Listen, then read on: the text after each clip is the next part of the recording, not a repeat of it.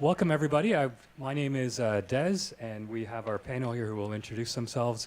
And we had a plan, and we met about 15, 20 minutes ago, completely threw the plan out the window, and decided to do something completely different. In the military, which is where I work, we call that your plan is only as good as first contact. So our first contact was about 15, 20 minutes ago. Out the door went the plan, and we're going to give you something completely different. So we're going to talk about liberating structures, which might explain to you why our plan went right out the window. When I tried to think about liberating structures within the military, it's really hard because we're very structured. But I thought about the way my dad does things. So if we were going to go on vacation with my dad, he planned everything. He knew where we were going. We were getting in the car at this time. We're stopping at this place for lunch, and we got to our destination, and then we were doing X, Y, and Z. Completely the opposite in how I do things with my kids. And we just planned a vacation to Florida, and the vacation planning was my wife and I booked the flights out and back, and then we sat down and said, what does everybody want to do? We knew what we wanted to do, but we wanted to make sure that everybody had a piece in our final plan, and everybody had a say in what we were doing, so that when we finally did our vacation, everybody knew that their opinion was valued. So is that about right, Arvind? Is that about correct in my... Oh, I missed one thing. We're on the traditional lands of the Songhees and the Esquimalt Nation. We're going to roll in the Navajo Nation, who have a talking stick. We didn't use a talking stick, but the microphone. So the only person who gets to talk is the person with the microphone. So honoring traditions here and also bringing in other indigenous cultures from North America. What do you think, Arvind? I think what we are doing here, and as our friends come in, please join us. We have more chairs, and for those of you who are watching, welcome. What we are doing here is creating the conditions for each of us to feel that they are part of this conversation. And that's the reason why, in some ways, you see us in a sort of a fishbowl. An ideal fishbowl would be if there were people behind us, but given the exigencies of the camera and the tyranny of the camera, we are in front of you. But consider yourselves as those who are actively engaging with what's happening on the stage, because your opportunity to make a comment or to raise a question or provide a pause will come at a later point in time.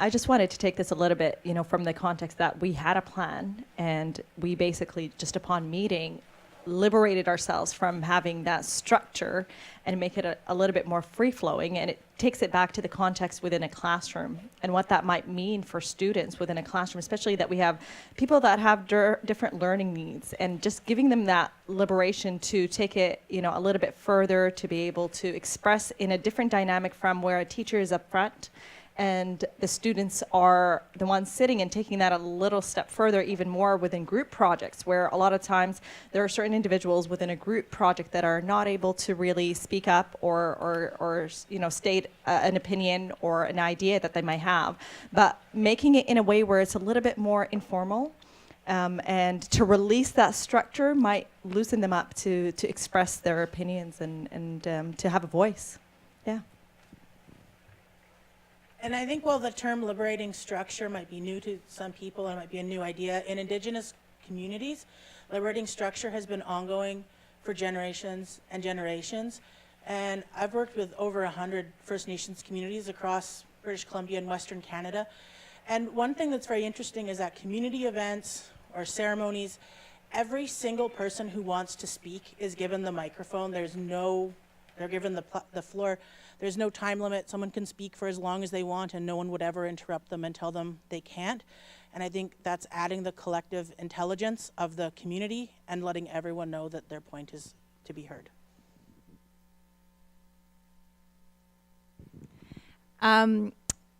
So my name's Natasha. I don't know if we did introductions.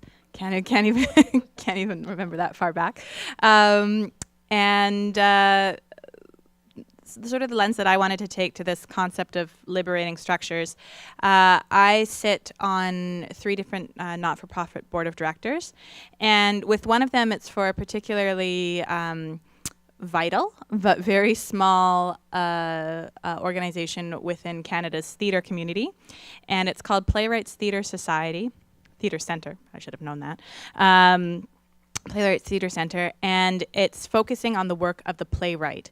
So the person who's actually writing the plays and productions to get them up on stage. So it's fostering those playwrights throughout the creative process, testing their works, and then allowing, giving them a forum with which they can ultimately get their work onto stages across Canada. So the funding model within Canada for arts organizations, particularly within theatre, is very much one focused on production, so putting concepts on stages, and that's just not something that this particular organization does. It's more throughout the process of creating plays. And so funding is always an issue for our organization, and we're having to take a sort of new look and new bend on how we're going to get money to keep this organization sustaining itself. So we, as the board of directors, there's myself and 11 other people on this board, have been called upon in ways that aren't traditionally seen in not-for-profit boards, and we're using what I now know to be a framework of social network webbing. So it's looking at how each of us as board members can bring it, and it's not about us making financial contributions to the organization. They greatly appreciate and accept it when we do, but it's more so about looking at within our social networks and our social webs, how can we leverage that a little bit to think about broadening the scope of the organization and think about bringing new contacts in who they themselves, again, might not be from a financial, like a fiscal benefit to the organization, but more so as a point of contact who's going to further the knowledge about the organization within the arts community in Vancouver, because that's where it's located, the headquarters, but then also across Canada as the whole. So it's sort of we've sort of reinvented the typical role of board of directors to sit on a panel, pass motions, yes, sort of be warm bodies, and more so engage ourselves and engage within the community that we're serving, and think about broadening that scope to other members of other communities who may have an interest in what we as an organization do, but may not know about us. And then, so it's sort of a win-win in that situation, just trying to look at it through different angles. So what I find really interesting, one, is boardrooms to classrooms, which is kind of what we talked about. And the way we're starting to learn is exactly the opposite of where we want to finish, right? We're in a class and we've got, Zainab's my teacher, and I'm sitting there and I'm like, right, you know everything, and I'm just writing it down without listening to what I have to say.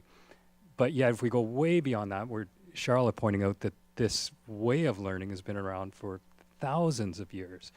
And it's only now that we start to expand our minds maybe a little bit beyond the way we've traditionally learned, that we go, oh, there's so much other possibilities out there. How come I just had a closed mind? And perhaps it's because that's how we started our learning. Is there, I don't know, is there another way for us to learn? Is that boardroom idea that we're kind of doing a little bit here? If I think about when I do my small meetings before we go into the big meeting, and we come up with the best idea, this is actually what we're doing here. How do we do that routinely when our structures are built not to do that? Thoughts? I think one thing I find very interesting here at Royal Roads is a lot of the faculty has mentioned that everyone in the classroom has a lot of expertise in areas that the teachers don't have. So the faculty is here to support us and learn from us as well. So I think that that's a great example of Royal Roads liberating structures. So some of you may be asking, what are liberating structures? And maybe if I may take a moment and define that for us. Structures are everywhere. Physical structures, relational structures, hierarchical structures.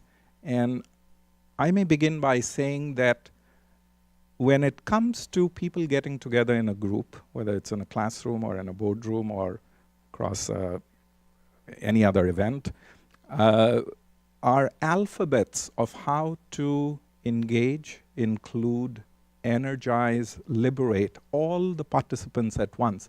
Our alphabet that we've learned is very limited. We only know the presentation. That's what I'm doing with a microphone. In a classroom, it's a sage on stage. In a boardroom, it's whoever is chairing. And there are many people whose warm bodies, as you said, are present, but they may or may not be present because they don't feel that their voice matters.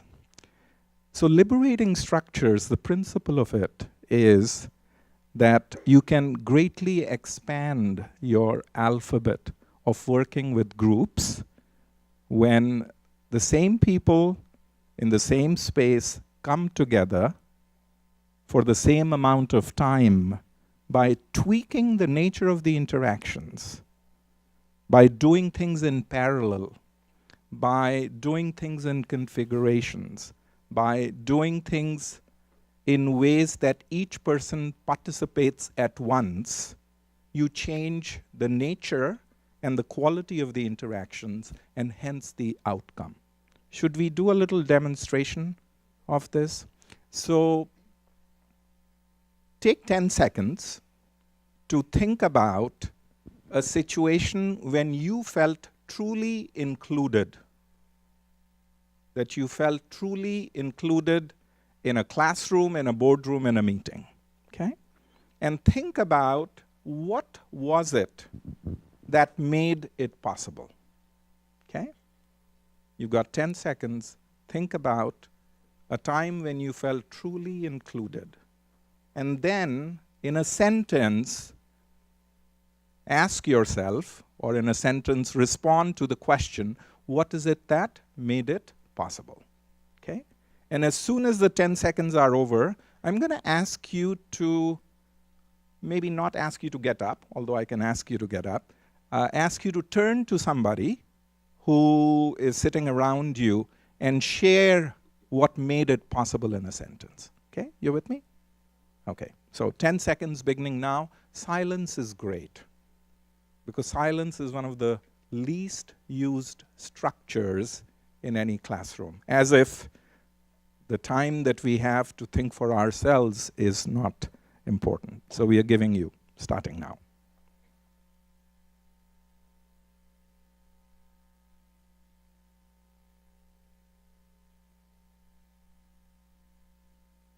Terrific. Turn to somebody and share that one sentence. And you've got a total of 20 seconds.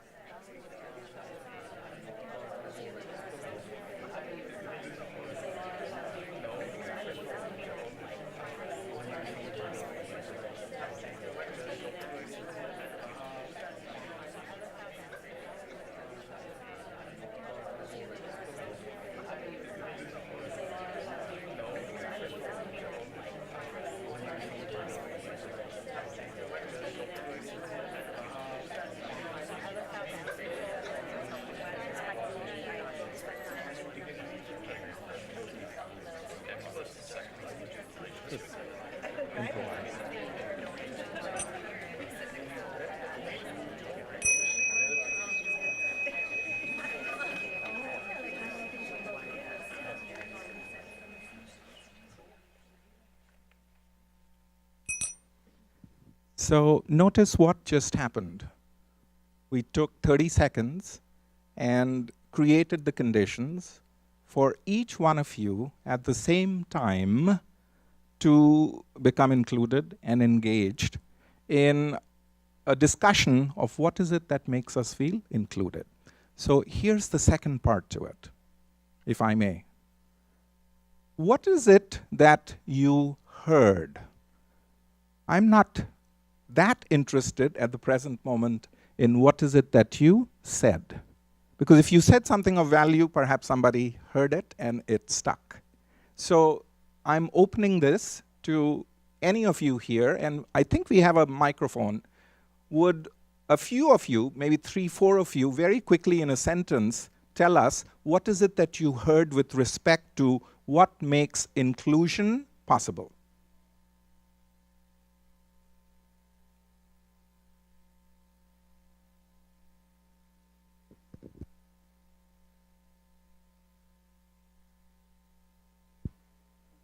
So I heard that the idea of someone caring enough for you would make you feel included, because my partner said that just for somebody to save a chair in the room for me makes all the difference and makes me feel included. So Terrific.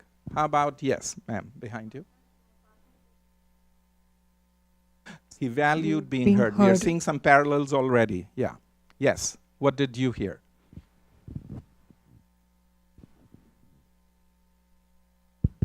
Thank you.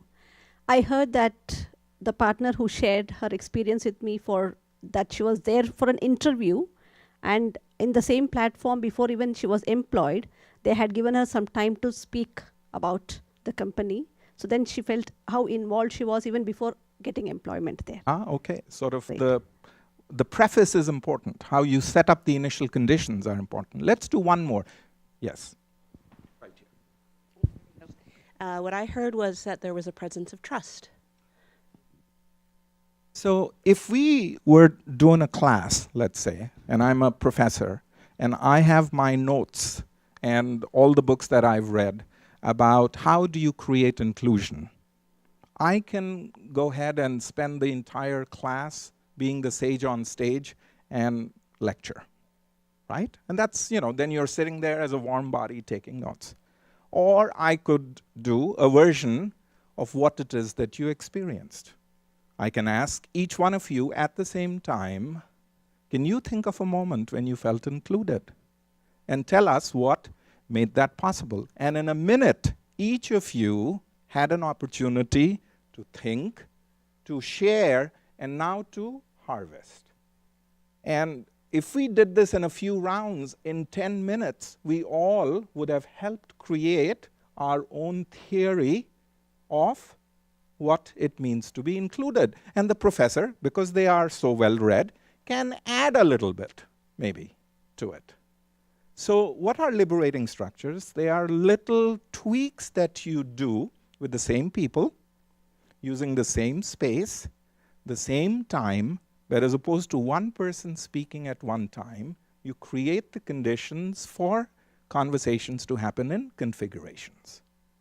So if you contrast a professor giving you a lecture on what it means and the conditions under which one is included, the person is talking for a certain amount of time, and they are the only one who are talking, and the invitation to you is, please shut up and listen.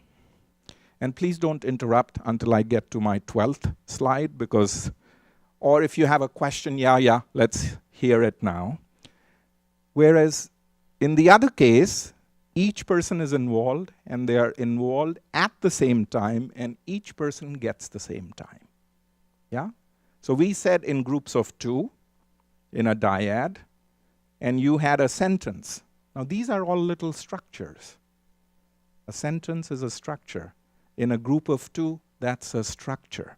So this is learning another alphabet to take the same people, the same resources, the same space, the same time, and to create the conditions for every person to be included.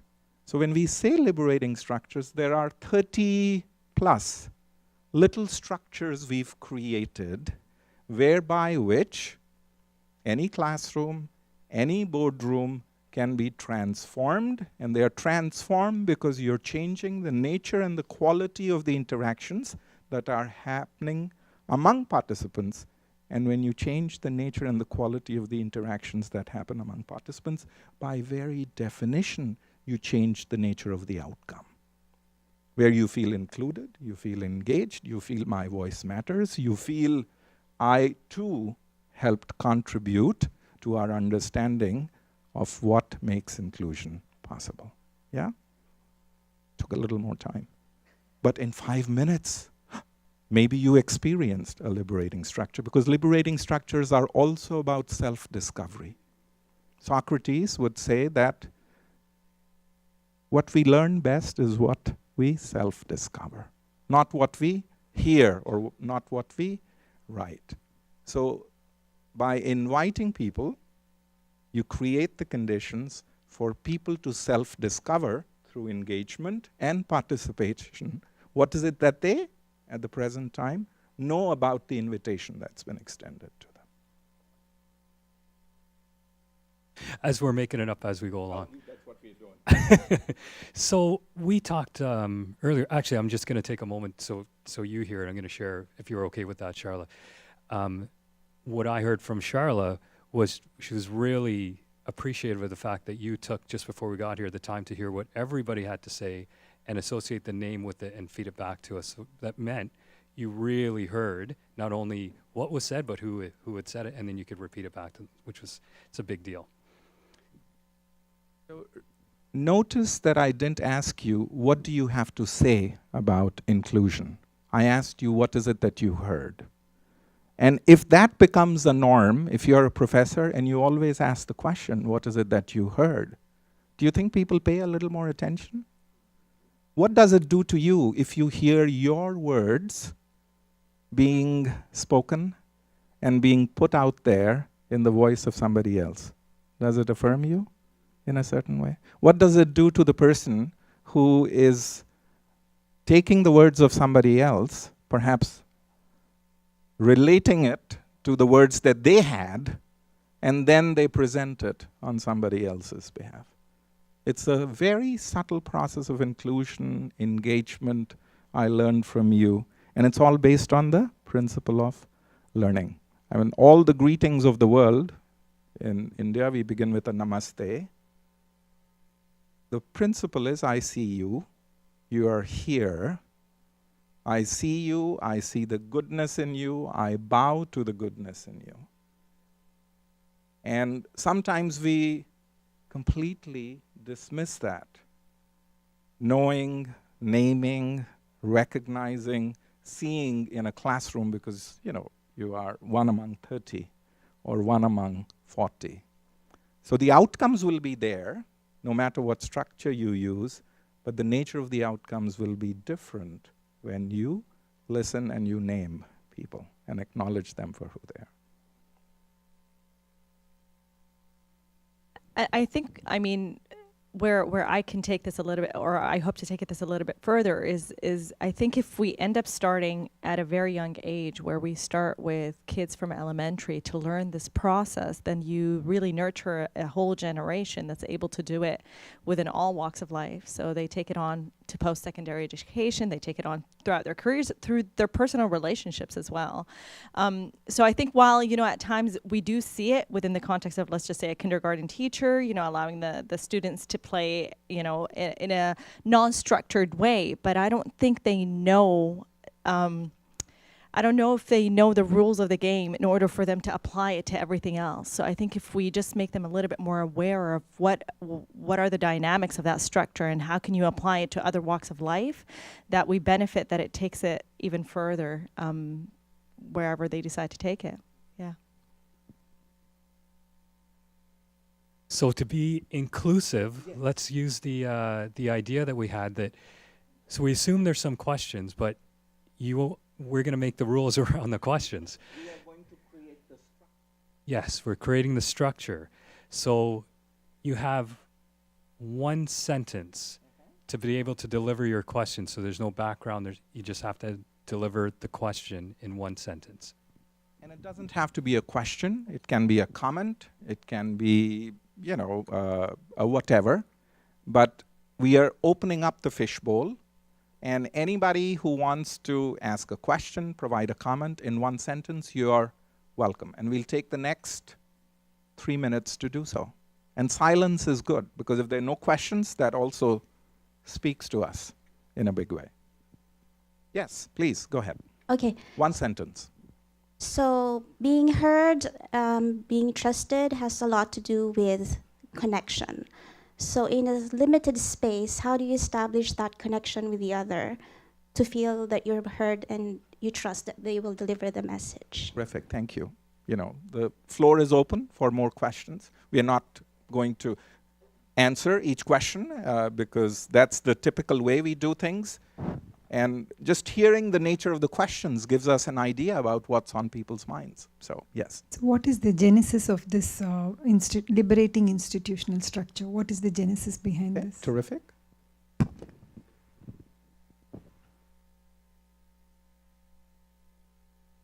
So, how do you deal with the risk of wrong translation in sharing someone else's story? Terrific.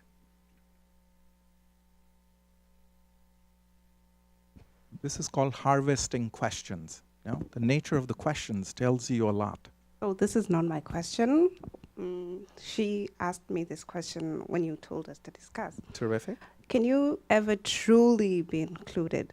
Like, you can be kind of included, but can you ever really be truly included? Sometimes the answers are there in the questions if you listen carefully. So,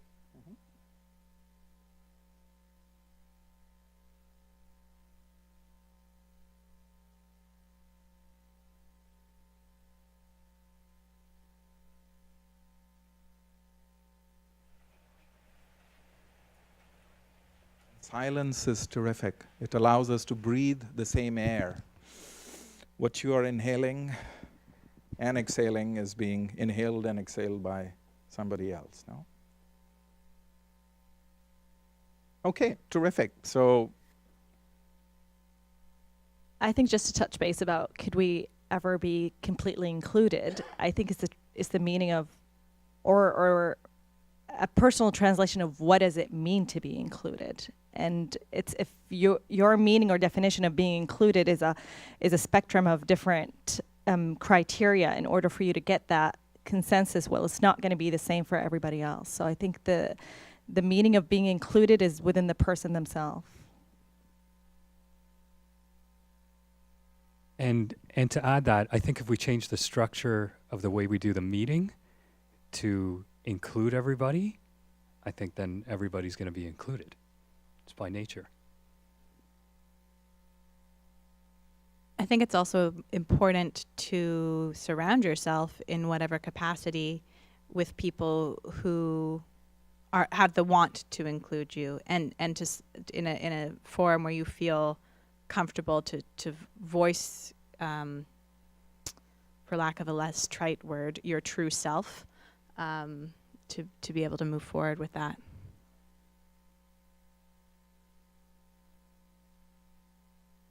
okay, so we've got, I think, 10 seconds.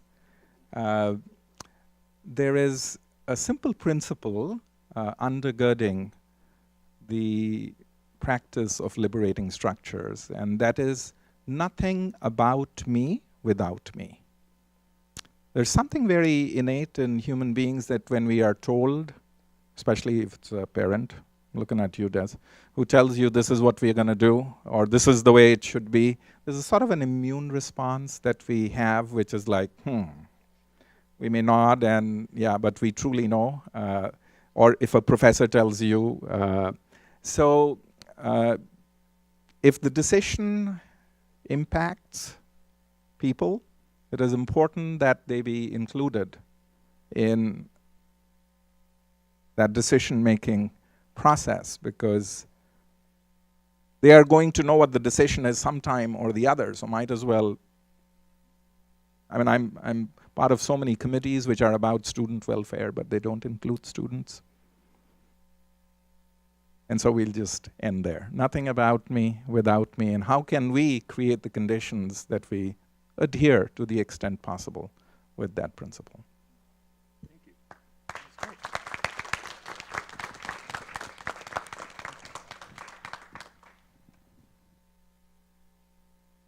So I think that is it. And we're going to finish the meeting just like that. Thank you.